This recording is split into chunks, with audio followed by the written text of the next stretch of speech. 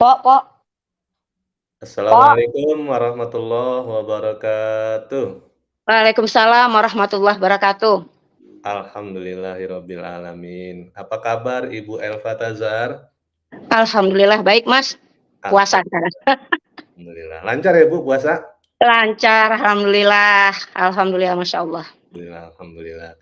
Ya, kawan-kawan, pada siang hari ini, Jumat 22 Maret 2024, kita akan ngobrol bareng, diskusi bersama salah satu pejuang perubahan, relawan Amin, Anies Muhaimin, Ibu Elva Tazar dari Sidoarjo atau Surabaya, Bu? Sidoarjo. Sidoarjo ya. Ya, Ibu ini pernah kita diskusi sebelumnya, salah satu relawan yang sangat aktif, militan, dan karena itu menjadi salah satu target atau korban Bulian. Perundungan. perundungan, macam-macam buliannya. Ada Ya, yang sampai buliannya itu nggak masuk akal. Tapi iya, itulah dunia medsos ya, Bu Elva ya. iya, iya. Ibu, ini terima kasih ya untuk perkenan waktunya kita ngobrol-ngobrol pada siang hari ini. Semoga apa yang kita percakapkan ada kontribusi manfaatnya ya Betul. untuk dinamika yang berkembang pada hari ini. Kita akan bahas terkait perlawanan kita untuk melakukan perlawanan terhadap kecurangan dan menolak politik dinasti ya. Betul. Ini ada video yang kita terima dari Bapak Muhammad Khozin Amirullah, Mama nih Bu Elva nih. Boleh kita tonton dulu ya Bu ya? Siap, monggo. Mhm.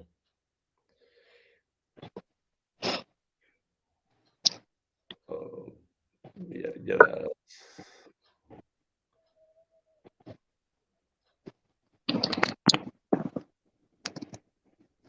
Ya kawan-kawan, selamat menyaksikan. Allah panjenengan masih merasa manusia, punya hati, punya perasaan, tidak akan bekerja sama dengan kedoliman yang ada di negara ini. Jangan panjenengan menjadi penjilat-penjilat, sudah tahu curang, kok panjenengan bela? Berapa panjenengan digaji? Berapa? Itu uang rakyat, jangan sombong. Lihat ibu-ibu yang menangis, harga beras semakin melonjak, kebutuhan pokok melonjak. Bisakah panjenengan tidur nyenyak dengan situasi seperti ini? Jangan bohongi perasaan panjenengan. Jangan enak-enak naik mobil rakyat. Jangan enak-enak makan gaji rebutan. Sementara panjenengan menjadi pelaku-pelaku kebohongan di negara ini. Kami menolak pemilu curang. Dan kami menolak politik dinastik di negara ini. Sebagaimana presiden kita yang moto picek kuping budek.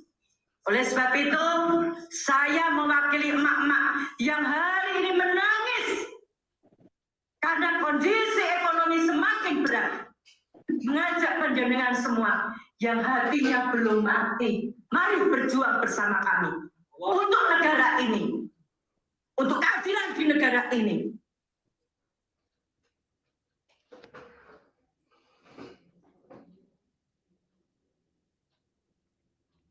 Ya, kawan-kawan, itu tadi suara dari Ibu Allah panjenengan masih Dewi merasa ya, manusia, punya Purnamasari. hati, punya perasaan, tidak akan bekerja sama dengan kedoliman yang ada di negara ini. Jangan panjenengan menjadi penjilat-penjilat, sudah tahu curang. Terima kasih Ibu Dewi Purnamasari telah menyuarakan suara-suara perlawanan dari Solo. Apa komentar dari yang satu ini, Ibu Elva Tazar? Ya, saya Ras terkuat dan paling berani ya di dunia ini. betul. Saya melihat apa yang dikatakan sama Ibu Dewi itu mewakili perasaan emak-emak, ibu-ibu yang ada di Indonesia. Ya, apalagi ibu-ibu yang hidup dalam menengah ke bawah, merasakan sekali sangat luar biasa sekarang. Harga-harga kebutuhan pokok naik, semua naik gitu. Dan padahal janji kampanyenya Pak Anies itu 100 hari beliau bekerja, kalau seandainya beliau terpilih, beliau akan menstabilkan harga-harga barang, kebutuhan pokok. Karena ini menyangkut hajat hidup orang banyak, kehidupan seluruh rakyat Indonesia. Itu yang beliau sudah jelaskan kepada kita semua. Dan tentu saja ini bagi saya, keputusan KPU, ya seperti menelan pil pahit. Gak bisa ngomong saya, Mas. Itu. Ya, Bu Elva, terima kasih untuk tanggapannya. Bu, KPU kan sudah mengumumkan pada tanggal 20 Maret malam ya, untuk suara Prabowo Gibran itu ada di paling pertama 96 juta sekian, kemudian yang kedua suara Anies Muhaimin 40,9 juta sekian, kemudian suara Ganjar Mahfud 27 juta sekian. Dan sikap dari pasangan 01 Anies Muhaimin beserta pasangan 03 Ganjar Mahfud, dua-duanya sudah melakukan gugatan atau sengketa Pilpres di MK. Kemarin diawali oleh tim hukum nasional Anies Muhaimin yang dikomandoi oleh Bapak Dr. Haji Ari Yusuf Amir SHMH, dan hari ini kalau tidak salah dari tim hukumnya Ganjar Mahfud. Apa tanggapan dari Bu Elva? Kalau menurut saya ini dan sangat harus dilakukan. Saya malah saya kecewa kalau seandainya Amin tidak mengawal suara rakyat yang kita yakini bahwa kita itu memilih itu dengan suara hati ya Mas gitu ya. Dengan suara hati kita nggak diimingin apapun. Ya. Pemilih Anies benar-benar memilih dengan hati yang menginginkan perubahan. Kalau seandainya ada indikasi kecurangan yang kita lihat di mana-mana di medsos, Amin harus mengawal ini sampai tuntas. Dan saya berterima kasih kepada tim hukumnya Amin yang telah membawa ini ke MK gitu loh.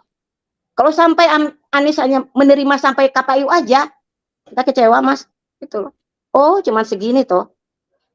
Dan sekarang alhamdulillah memang Mas Anies itu sesuai hukum segalanya. Ketika Relkon sudah ada yang deklarasi, Anies bilang tenang, belum waktunya. Memang belum waktunya. Tunggu Relkon. Oke, Relkon keluar dari KPU. Nah, sekarang KPU kita nggak puas ya kita lapor dong MK. Kan itu udah jalur hukum yang benar, Mas. Gitu. Saya berterima kasih khususnya kepada Pak Anies Baswedan yang terus berjuang mengawal suara rakyat, dan ini untuk pembelajaran berikutnya. Jangan sampai setiap pemilu seperti ini ada indikasi kecurangan tapi tidak tuntas gitu. Itu loh Mas. Dan ini bagus sekali. Baik, menyambung dari tanggapan Bu Elva ya. Jadi memang terlihat bedanya ya Bu, bagaimana cara atau sikap dari Pak Anies dengan sikap dari Pak Prabowo 2019 kan ya. Barangkali Ibu Elva masih ingat ketika itu ada pidato yang sangat legend ya.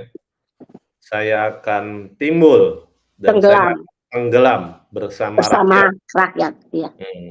Itu sampai sekarang, makanya digelar Pak Timbul akhirnya. Itu saking viralnya gitu ya. Itu juga jadi salah satu topik yang disenggol oleh Pak Anies ya. Tidak marah-marah untuk menyikapi hal ini, menggunakan jalur konstitusional, tidak mengorbankan rakyat. Betul. Sangat berbeda sekali. 2019 sangat prihatin, ada beberapa yang akhirnya jadi korban meninggal. Nah, iya. Itu bisa kita tarik sebuah dugaan, bisa jadi karena menerima kalimat-kalimat yang heroik dari Prabowo Sandi kan. Iya, terbius. Sendiri pada saat itu mengucapkan sampai titik darah atau tetes darah penghabisan. Iya. Itu kan seperti menyihir rakyat. Betul. Ya, ini seperti kita harus berjuang mati-matian untuk membela Prabowo Sandi. Tapi berbeda tanggapannya dengan Pak Anies kemarin menggunakan instrumen hukum. Hukum. Iya. Betul. Ya, dan sampai saat ini kita masih bersyukur tidak ada jatuh korban yang Betul. meninggal juga ya. Ya, Ya, apa komentar dari Bu Elva? Dua ya, Mas. sikap negarawan Mm-mm. dari Anies Muhaimin berbanding dengan Prabowo Sandi pada 2019. Ya, jelas sekali bedanya, Mas ya. Saya ingat betul waktu di Sidoarjo itu beliau kampanye sampai gebrak-gebrak meja gitu ya, membuat kita tuh semangat luar biasa dan merasa ada nih pelindung nih gitu kan ya. Dan banyak waktu itu saya dengar para relawan yang kena diciduk kena undang-undang IT untuk pembelaannya kepada Pak Prabowo. Tapi nggak jelas kasusnya gitu sampai sekarang. Terus juga yang ada yang wafat karena demo di KPU waktu itu. Bawaslu ya? Ya, Bawaslu ya, sorry. Dan itu membuat apa ya, beda sekali dengan yang sekarang, yang Pak Anies yang cool. Selalu kata-katanya menyejukkan para pendukung. Tidak provokatif, tidak provokatif gitu loh. Dan bagi Tidak saya ini agitasi ya. betul. Dan ini bagi saya apa ya, Mas ya, sosok pemimpin yang sangat layak kita perjuangkan gitu. Pak Anies nggak mentang-mentang banyak pendukungnya, emak-emak tergila-gila sama dia memanfaatkan, enggak ya. Saya nggak mengatakan Pak Prabowo memanfaatkan ya, cuman ya situasi berbeda dengan 5 tahun yang lalu gitu. 5 tahun yang lalu sangat berbeda gitu loh. Dan kita melihat apa langkah-langkah yang dilakukan Pak Anies ini, langkah-langkah yang legal ya, sesuai jalur hukum, dan kita ya kita akan ikutin terus walaupun saya dibully habis-habisan nih. Begitu KPU menang, wah saya dibully habis-habisan gitu loh. Dan saya rasa ini untuk menjatuhkan mental para relawan ya, saya akan bicara terus gitu loh, Mas. Ya, Bu Elva, kan sikap dari Pak Anies sama Gus Muhaimin ya setelah pengumuman KPU itu kan banyak mendapatkan dukungan dari rakyat ya, setidaknya ada 40,9 juta yang memilih beliau ya. Ya. Namun ada juga suara-suara sumir yang mengatakan Anies Muhaimin ini tidak kesatria, tidak bisa menerima sebuah kekalahan. Padahal yang dilakukan oleh Amin adalah sedang mengoreksi sesuatu yang sangat bisa dibilang sangat di luar normal. Pak Anies menyebutnya ketidaknormalan. Bagaimana itu komentarnya? Oh iya, jangankan Pak Anies Baswedan yang dibully, dirundung seperti itu, kami relawan Anies juga dibilang tidak menerima kekalahan, stres lah segala macam gitu. Intinya bukan begitu, Mas. Intinya adalah kita ingin mencari kebenaran. Kalau seandainya kebenaran itu jelas 02 yang menang, kita sportif kok. Emangnya pendukung Anies itu orang yang nggak berpendidikan? Ya kan? Pak Ridwan Kamil aja bilang kok, kita nih pendukung Anies itu menengah ke atas gitu loh. Kita nih kita ngerti, Mas. Kalau memang seandainya setelah dilihat di di MK sudah benar-benar jujur dan adil, kalau memang nyatanya Pak Anies kalah ya kita terima. Gitu loh. Dan sekarang kan sudah banyak laporan kecurangan yang saya tahu, tim hukum Anies sudah banyak, dan saya punya teman juga tim hukum Anies yang ke Madura bolak-balik, dan itu mereka kan nggak semata-mata Pak Anies melakukan laporan ke MK kalau nggak punya data yang cukup. Dan saya ingat kata Pak Anies, tidak hanya saat pencoblosan, tapi sebelum pencoblosan, ya kan? Jadi ini kita hanya mencari keadilan, nggak mencari kemenangan, enggak gitu. Kalau memang seandainya yang menang itu 02 dan itu sudah dilakukan di MK dengan seadil-adilnya, MK-nya adil, tidak pro penguasa, adil berada di tengah-tengah rakyat dan penguasa, kita ikhlas gitu loh. Walaupun ya dari hati kecil saya sudah bilang di vlog saya, yang kita lawan ini penguasa gitu. Tapi kita ada Allah yang lebih kuasa. Gampang bagi Allah membolak-balikkan hati manusia. Membolak-balikkan hati MK. Siapapun nanti yang akan ada di situ. Please, adil. Kamu tuh dari rakyat, digaji oleh rakyat. Kita nggak minta dimenangkan, catat. Kami tidak minta dimenangkan. Kami hanya ingin beradil lah. adil lah. Kalau memang ada kecurangan, yuk sesuai kata permintaan dari tim Anies bahwa Gibran harus diganti. Kan itu permintaannya. Gitu. Karena apa? Karena beliau anak penguasa. Ya Mas, gitu loh. Sekarang susah Mas kita bicara berani nanti kena ini gitu loh. Jadi banyak rakyat tuh hanya bisa ngedumel aja. Ini padahal negeri demokrasi loh. Ya, kalau nggak ingin dikritik pedas, nggak usah jadi pejabat, nggak usah jadi pengusaha. Bukan rakyatnya disuruh ninggalin Indonesia. Kan jadi dibolak-balik. Kalau kita diam aja piye. Lebih baik kita nyinyir dalam kebenaran daripada diam melihat kemungkaran. Kan gitu. Yang namanya pejabat, dari presiden, pejabat semuanya itu harus siap dikritik. Karena beliau digaji oleh rakyat. Dan untuk membahagiakan rakyat. Gitu. Saya kalau udah bicara ini emosi saya. Gitu loh. Udah ampun-ampunan Mas. Udah dari awal. Yang usianya belum waktunya. Dipaksakan. Jadi astagfirullahaladzim. Kadang-kadang saya kasihan Mas. Teman-teman saya usianya 65, 70 jauh lebih senior pada saya. Mereka datang ke KPU bulan puasa Mas. Ada yang pakai bis, ada yang pakai pesawat. Padahal mereka tahu belum pastilah nggak akan ada hasil apa-apa. Tapi paling tidak mereka sudah berusaha mempertontonkan kepada seluruh rakyat Indonesia nih ada kejanggalan dalam pemilu ini. Betul. Iya, Bu Elva, menyambung yang tadi ya, tentang pencalonan Gibran.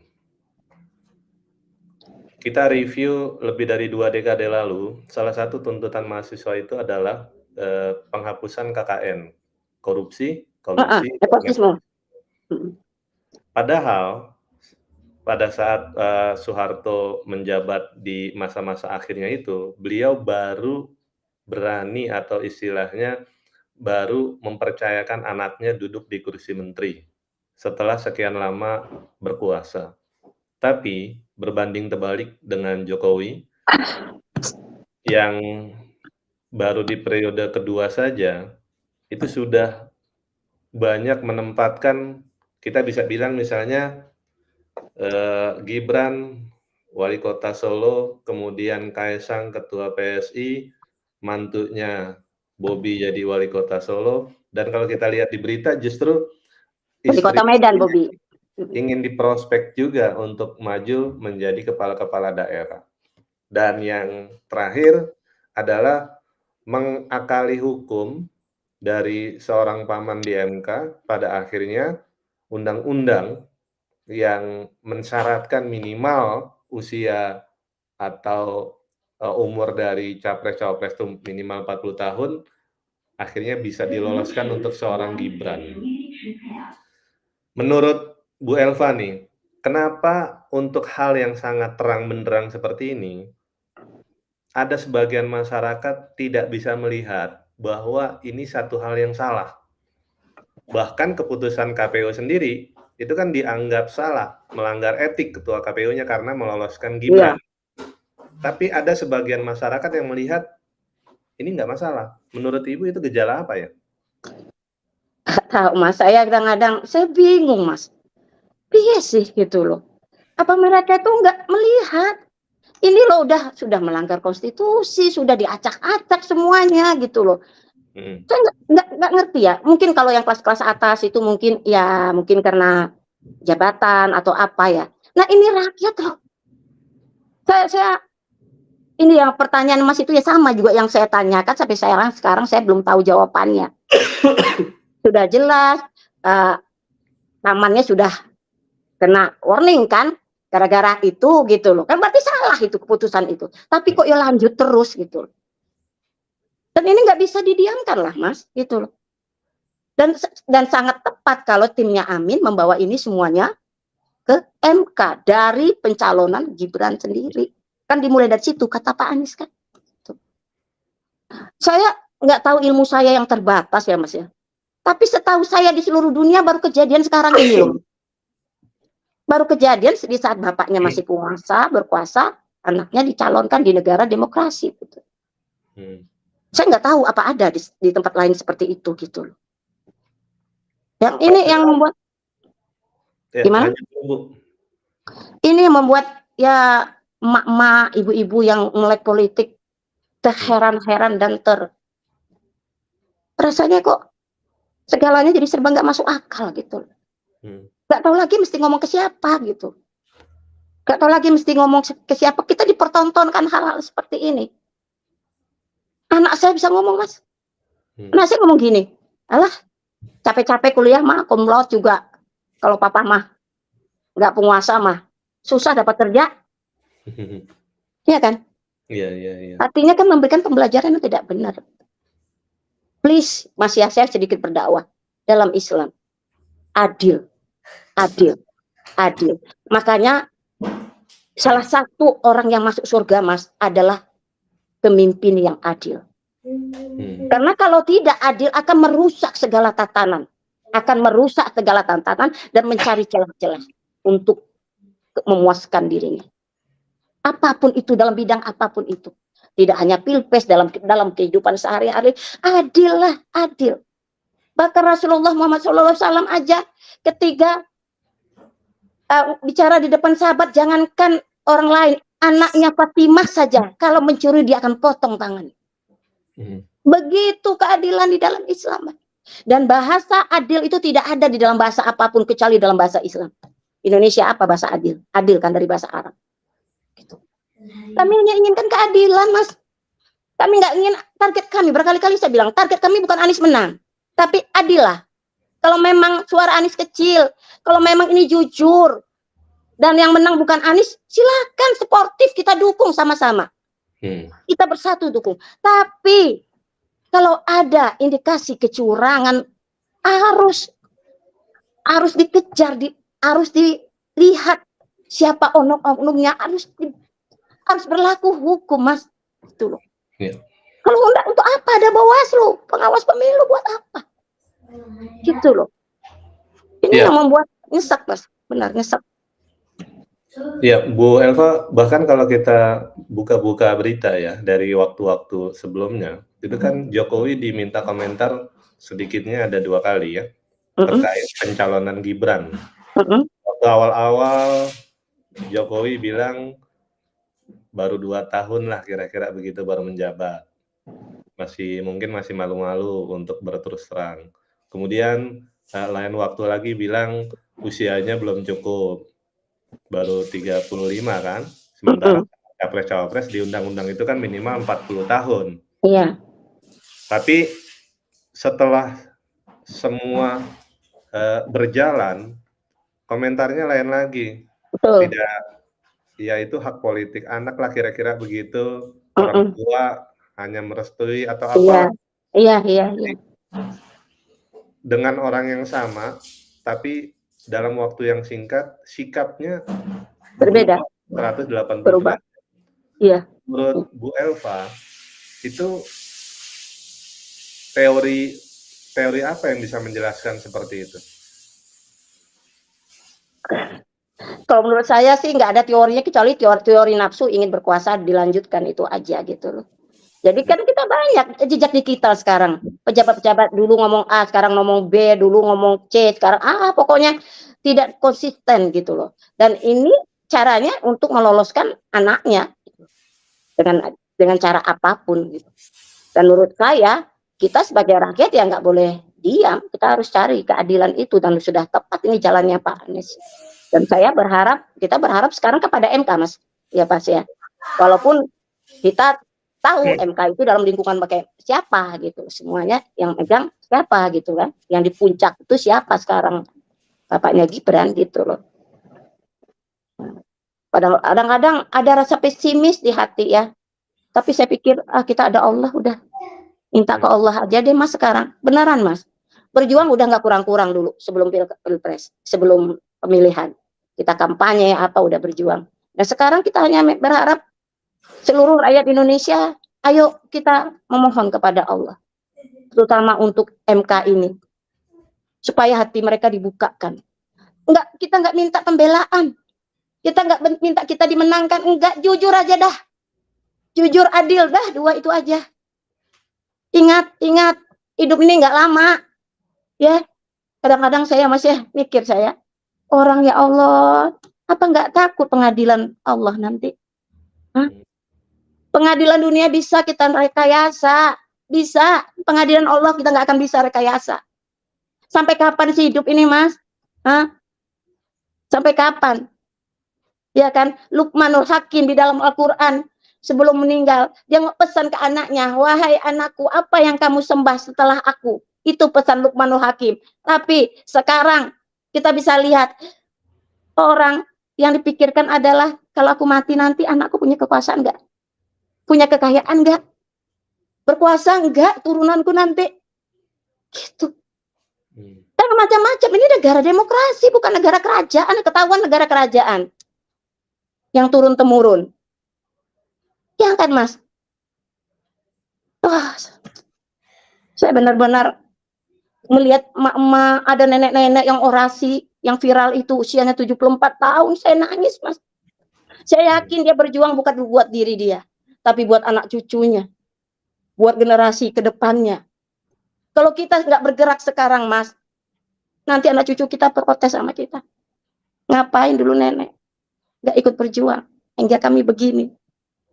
Kalau zaman dulu orang berjuang angkat senjata, sekarang kita berjuang dengan apa? Dengan bicara, keluarkan, jangan takut ngomong kalau itu memang kebenaran. Gitu. Sekarang di medsos itu, Mas, benar kata Pak Anies, saya ingat Pak Anies ngomong gini, kalau saya punya buzzer, nggak babak belur saya. Karena apa, buzzer dibayar mahal. Satu video aja sekian juta. Iya kan? Makanya kita juga, teman-teman saya udah bilang, ayo, kalau nggak bisa ngomong di medsos, kirim, share aja fotonya Pak Anies.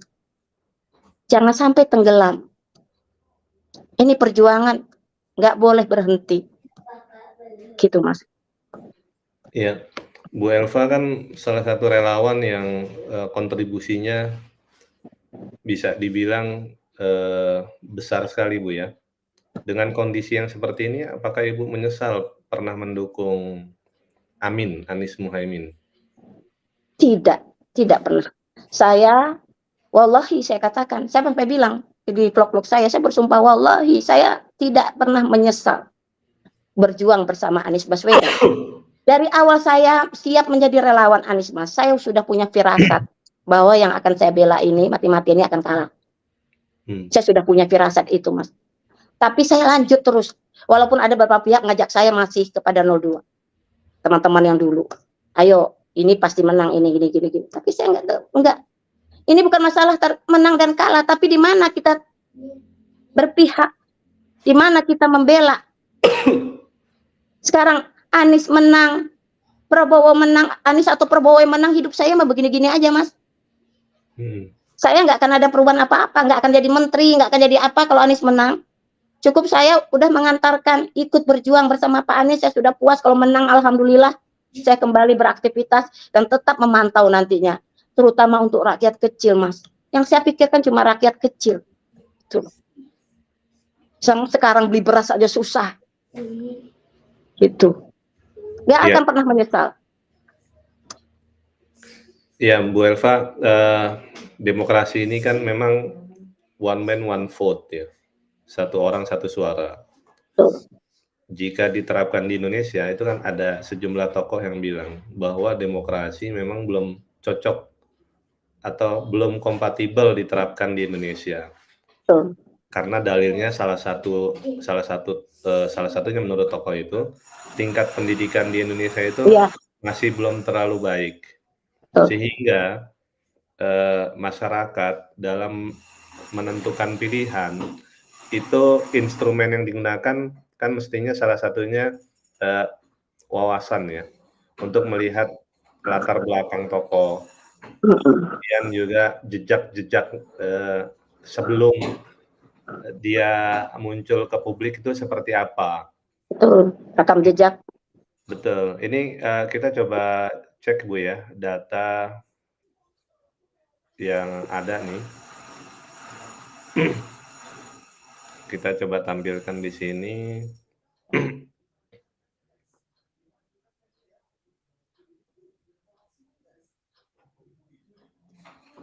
Ini ya, kita tampilkan di sini.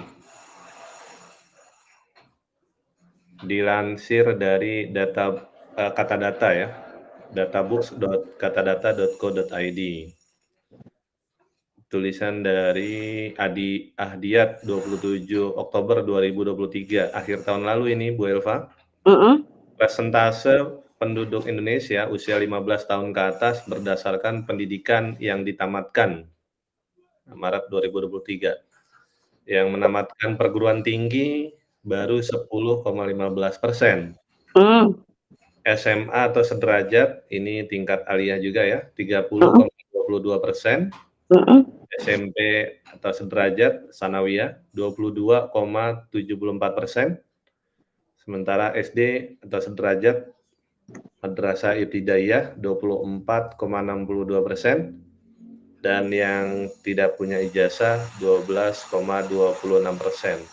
Ini berarti kalau dijumlahkan yang selain perguruan tinggi Bu ya, sarjana, ini dari SMA sampai yang tidak punya ijazah, 30 tambah 22, 52, mungkin 53%, tambah 24, 78%, tambah tak punya ijazah. Ini dengan data ini kira-kira 90-an% ini Bu. Betul. Jadi untuk tokoh seperti Anies Baswedan dengan kondisi tingkat pendidikan masyarakat Indonesia yang masih belum sesuai cita-cita konstitusi ya, mencerdaskan kehidupan bangsa, maka mungkin memang jalannya seperti ini ya. Apa komentar dari Bu Elva? Ya, betul Mas. Kalau menurut saya memang masalah pendidikan ya di Indonesia itu yang kurang gitu loh. Jadi saya cuman mengambil satu hadis Rasulullah itu ya, yang mengatakan gini, pemimpin itu cerminan rakyatnya. Kalau pemimpinannya cerdas, rakyatnya cerdas. Begitu juga sebaliknya, gitu loh. Jadi memang pendidikan kita ini yang harus diperhatikan, fokus utama, dan Pak Anies itu yang selalu dikampanyekan juga, pendidikan. Dan beliau dari orang pendidikan, rektor termuda gitu loh. Makanya saya tuh dari mati-matian memperjuangkan Pak Anies itu ya itu Mas gitu. Saya perjuangkan karena saya tahu ini orang sangat berkualitas, sangat berkualitas. Kalau nggak kita sekarang kapan lagi? Saya belum berapa kali ikut pemilu, baru saya merasa ini nih nyaris sempurna, paket komplit sebagai manusia ya Mas ya, sempurna sebagai manusia. Pasti ada kekurangannya, pasti nggak ada manusia yang sempurna. Tapi untuk menjadi seorang pemimpin ini udah luar biasa Pak Anies Baswedan kalau saya melihatnya. Dari segi akhlak, kesolehannya, dari segi kecerdasannya, diakui dunia juga, bukan Indonesia aja gitu. Dan dari SMA juga sudah menjadi pemimpin, ketua OSIS, ketua Senat. Jadi sayang sekali gitu. Tapi apa mau dikata, kalau memang nanti hasilnya di MK memang nilai segitu tanpa kecurangan, ya kita terima. Tapi kalau ada kecurangan, tentu saja kita berharap harus ada pemilu ulang gitu. Ya, itu salah satu yang jadi pokok perkara dari tim hukum nasional Amin ya, Bu Eva ya. Pemilu ulang tanpa ada Gibran ya. Betul. Bu Elva, ini kita sajikan data yang berikutnya dilansir dari goodstats.id ya. Ini infografiknya tingkat pendidikan masyarakat Indonesia tahun 2022. Ini jumlah angkanya nih Bu ya, jumlah penduduknya. Kalau tadi persentase, ini jumlah penduduknya yang tidak atau belum sekolah, ini tinggi sekali nih Bu. 65.018.451 orang. Ini usia sekolah ya? yang tidak atau belum sekolah ya? Iya iya, Ya. di usia sekolah berarti, Ya, kemudian yang tidak tamat SD ini juga cukup tinggi, 30.685.363 orang.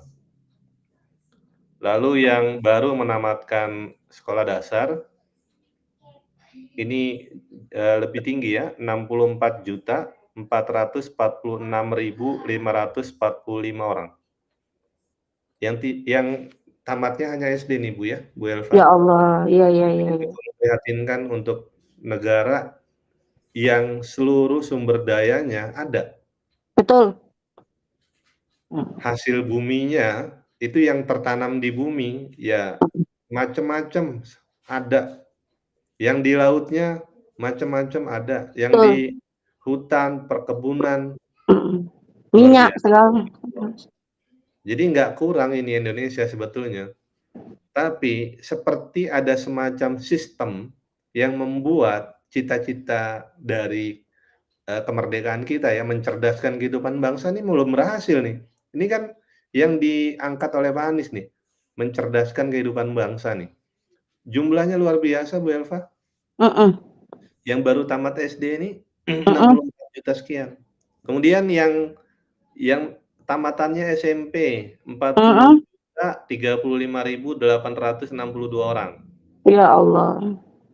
Dan yang bersyukurnya yang bisa menyelesaikan sampai tingkat SMA 57.533.189 orang. Masya Allah.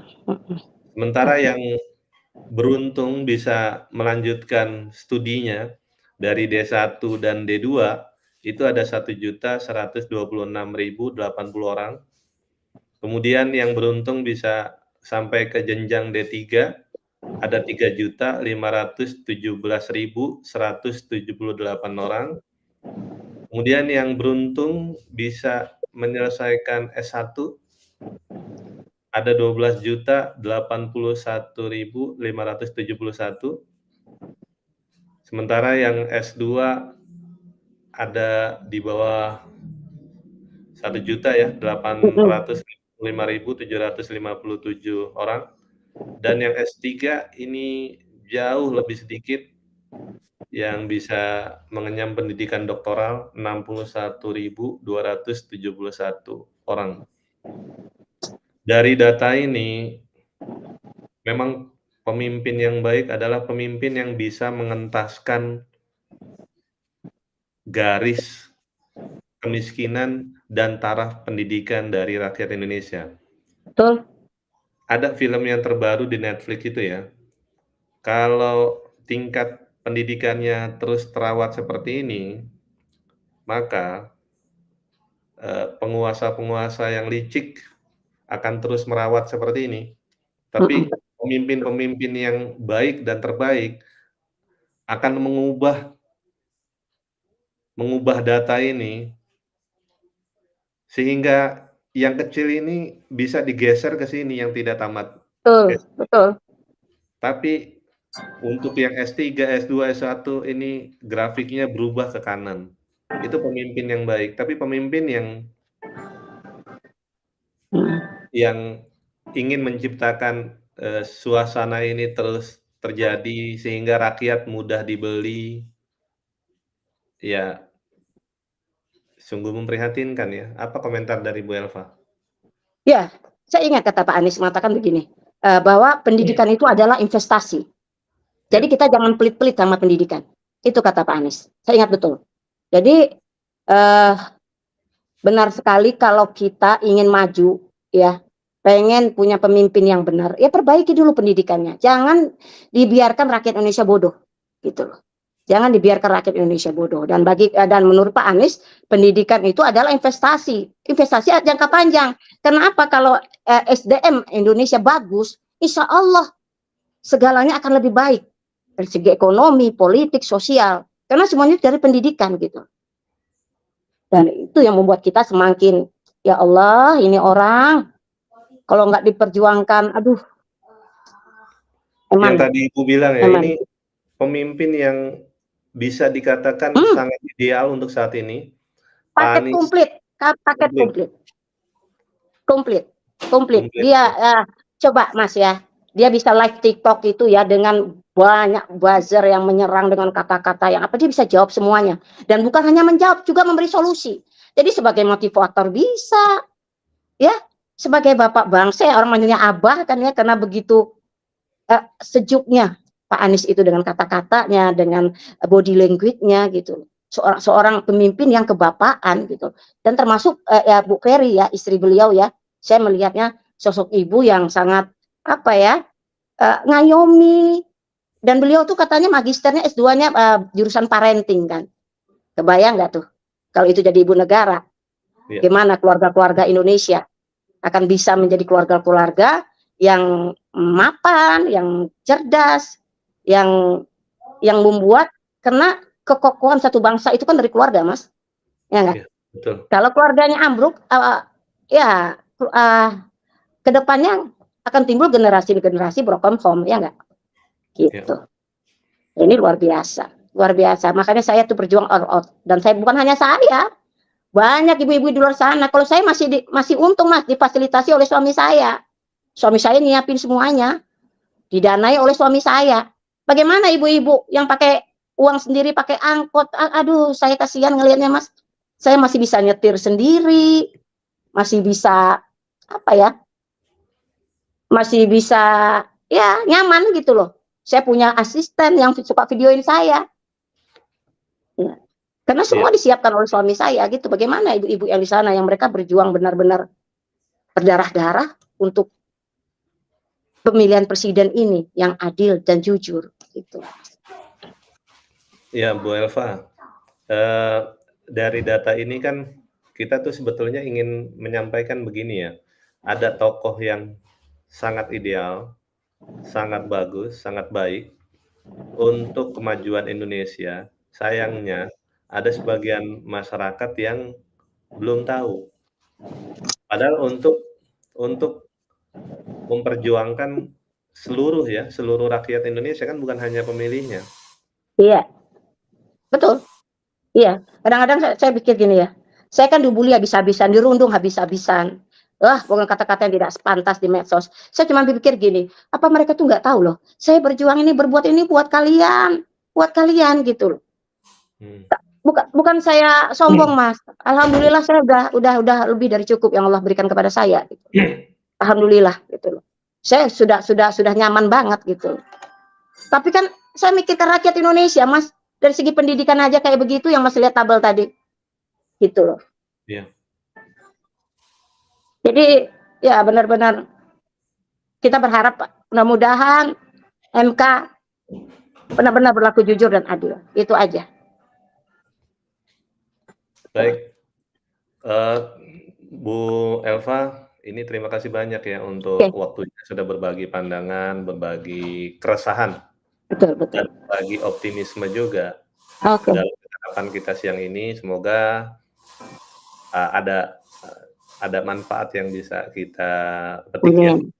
Ini sebelum mengakhiri dari percakapan kita siang hari ini, kita ingin tampilkan lagi, boleh izin Bu ya, untuk ibu-ibu yang ada di Solo, sebagai bentuk rasa hormat kita ini kepada kaum yang paling terkuat, ras paling terkuat di bumi, mama.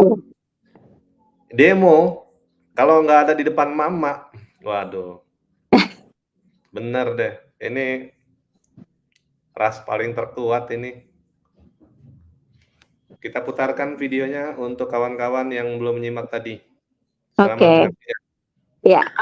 Dengan masih merasa manusia, punya hati, punya perasaan, tidak akan bekerja sama dengan kedoliman yang ada di negara ini. Jangan penjenengan menjadi penjilat-penjilat. Sudah tahu curang, kok penjenengan bela? Berapa penjenengan digaji? Berapa?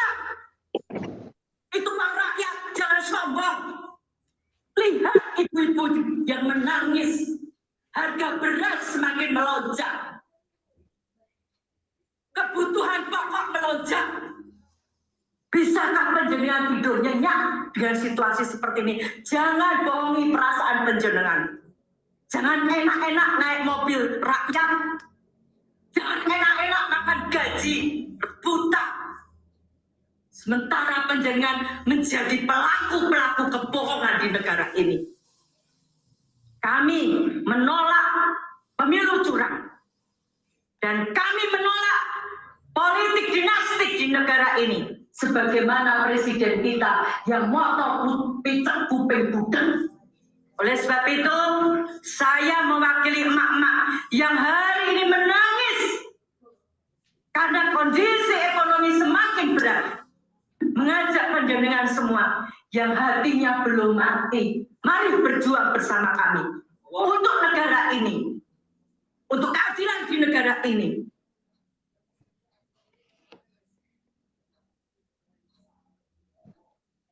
Saya tuh langsung terasa banget ya, Iya, melihat, Mas. mendengar suara dari Ibu Dewi. Merinding saya. Iya. Ya. Kita itu sekian lama mengalami harga minyak mahal, bahkan sebelumnya langka. Itu sampai berlipat-lipat, itu baru kemarin aja terjadi. Hari-hari ini beras harganya tinggi. Sebelumnya bahkan sampai hari ini harga-harga telur, saya baru merasakan harga telur itu setinggi ini di zaman Jokowi. Betul, betul, saya juga kaget. Padahal telur itu makanan rakyat. Betul, itu kan protein Iya. untuk kecerdasan rakyat Indonesia. Iya. Dengan alasan yang kita nggak ngerti kenapa bisa semahal itu ya. Katanya kalau kita tanya ke pedagang, ini sebagian dialihkan untuk bansos. Jadi ada satu kondisi harga-harga melambung sehingga pada saat pemilu ada semacam yang ngasih bantuan, oh dia orang baik ini harus kita pilih, harus kita dukung. Padahal dengan aktor yang sama yang membuat rakyat itu mengalami hal yang mengalami penderitaan yang kayak lupa gitu. Iya. Sebagai penutup diskusi kita, komentar dari Ibu Elva Tazar dalam diskusi kita pada hari ini, apa yang ingin Ibu sampaikan? Ya, saya hanya ingin sampaikan kepada seluruh ibu-ibu yang ada di Indonesia ini, jangan pernah berhenti kita bersuara, jangan pernah berhenti kita berjuang, kawal terus ini pada posisi di MK, dikawal terus, dan jangan lupa getarkan arsy-Nya Allah dengan doa-doa kita. Insya Allah hasbunallah wa ni'mal wakil, kun fayakun. Gak ada yang bisa menolak maunya Allah. Kita doa sama-sama dan tetap kawal terus. Karena kalau tidak sekarang, kapan lagi? Ini saatnya kita perlu perubahan. Saya rasa demikian, Mas. Baik, terima kasih banyak Ibu Elva Tazar sudah berbagi waktu dan berbagi pandangannya. Terima kasih untuk kawan-kawan yang telah menyimak dari tadi. Mohon maaf jika ada banyak kekurangan. Kami izin undur diri, sampai ketemu di percakapan berikutnya. Selamat menunaikan ibadah puasa dan ibadah yang lainnya. Semoga Allah limpahkan banyak keberkahan kepada kita semua di bulan Ramadan ini. Dan seluruh ibadah yang kita lakukan diterima oleh Allah Subhanahu wa Ta'ala. Kami izin pamit. Assalamualaikum warahmatullahi wabarakatuh. Waalaikumsalam warahmatullahi wabarakatuh. Matur nuwun nggih Ibu Elva Tazar. Sami-sami, Mas. Waalaikumsalam.